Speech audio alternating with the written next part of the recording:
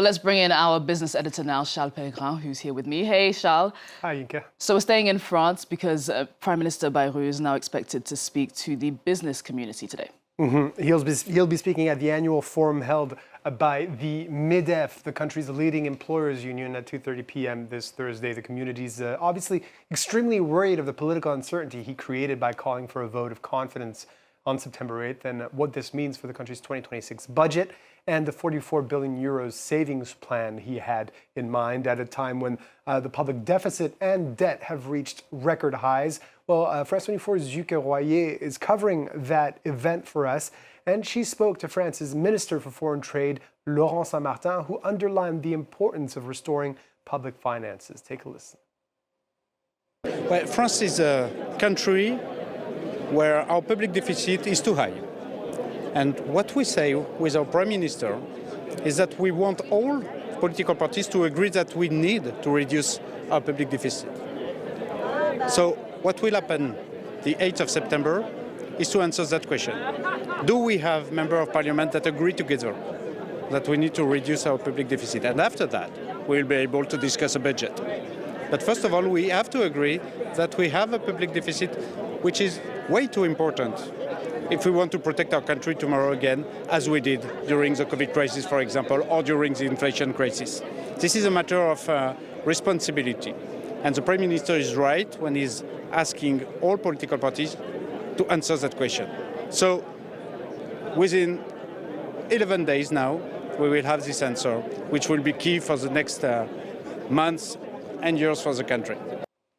Well, Charles, how has the French stock market opened this Thursday? Well, the CAC 40 in Paris, listing the 40 biggest French companies, opening the session about 0.4% higher. As you can see, they're continuing a bit of a rebound after a dramatic fall on Monday and Tuesday after that François Bayrou press conference where he announced that vote of confidence, but not making up that ground lost. It had been just under the 8,000 point mark on Monday, as you can see there, around 7,700 there. Well, Charles, perhaps the biggest business story today, the latest financial results of what is the world's most valuable company, Nvidia. The U.S. chip maker builds the infrastructure that allows for the development of artificial intelligence, notably designing the chips that power this boom. This company is often seen as being synonymous with that AI boom that's driven the stock market in recent years, and its performance can be seen as a bit of a bellwether for the wider market. And looking at that last quarter, that performance continued to set new records as demand for AI computing continues to soar, notably from big clients like OpenAI, the maker of ChatGPT, Microsoft, Amazon, Alphabet, and Meta as well. Sales in the quarter that just ended hit $46 billion in line with analyst estimates. Just a year ago, that figure stood at about $30 billion, and 2 years ago, it was somewhere around the $12 or $13 billion mark.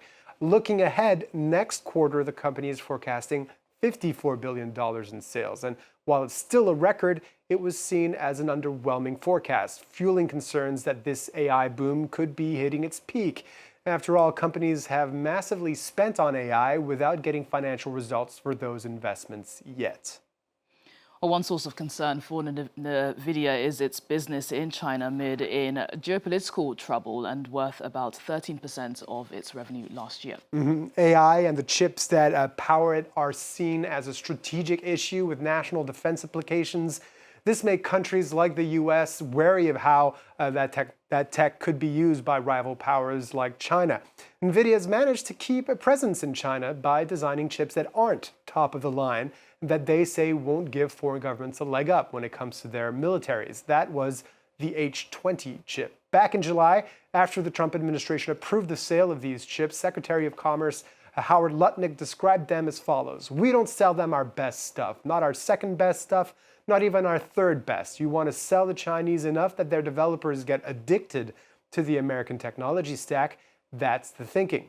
But last quarter, Nvidia made no such shipments of those particular chips, and they're not forecasting any shipments next quarter either. Chinese authorities have pushed back on its tech firms using that particular chip. State media outlets there labeling it as being unsafe. And in the long run, Beijing's ambition is to be fully self-reliant when it comes to AI. Xi Jinping explained in a Politburo session in April, "We must continuously strengthen basic research, concentrate resources to overcome challenges in core technologies such as high-end chips and foundational software, and build an independent, controllable, and collaboratively functioning AI foundational hardware and software system. Despite its best efforts, Nvidia might have to consider a future where it can't be involved in China.